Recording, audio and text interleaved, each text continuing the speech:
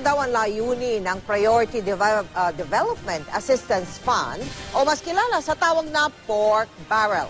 Direkta daw natutugunan kasi nito ang pangangailangan ng isang lugar. Pero may mga mambabatas na gumagastos sa proyekto ng ibang distrito. Gamit ang pondong dapat sana'y pinakikinabangan ng mga lugar na kanyang kinakatawan. Narito po ang pagpapatuloy ng serye ng special report na pinamagatang Pork Chopped. Nakatutok si Jessica Soho. Kung tutuusin, maganda ang layunin ng PDAF o ng Priority Development Assistance Fund o mas kilala sa tawag na pork barrel ng ating mga mambabatas.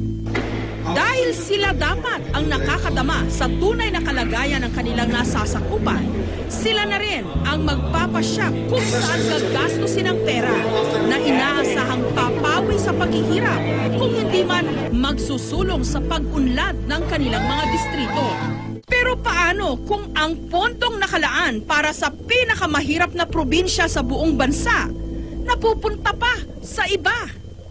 Noong 2009, pinondohan ni Zamboanga del Norte Representative Cesar Halusos ang isang multipurpose building sa isang bayan sa Sarangani sa halagang ₱250,000. Noong 2005, sa loob ng kanyang unang termino, ₱1,000,000 naman ang kanyang inilaan na pork barrel sa National Bilibid Prison sa Muntinlupa para ipang-aspalto ng isang piraso ng kalsada doon.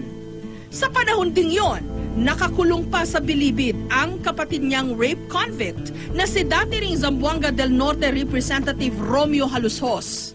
When you get in the road, inside the gate of Bilibid, it's muddy and filthy and it smells, it stinks a lot. And it's just gravel area. So, sabi ni Romeo, can you help and pave this asphalt lang, maski manipis, para lang malinis yung pagdaan ng mga tao. Not for the prisoners, but more on the visitors. Pero ang mga tigabayan ng Leon Postigo, may isang simpleng tanong.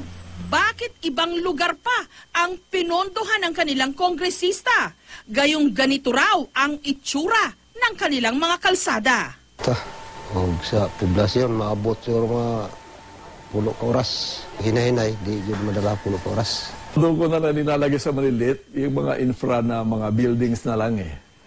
Kasi maliit yung feed up for the road. Yung hard for the road, but that's so small. Jessica Soho, nakatutok, 24 oras. Opo.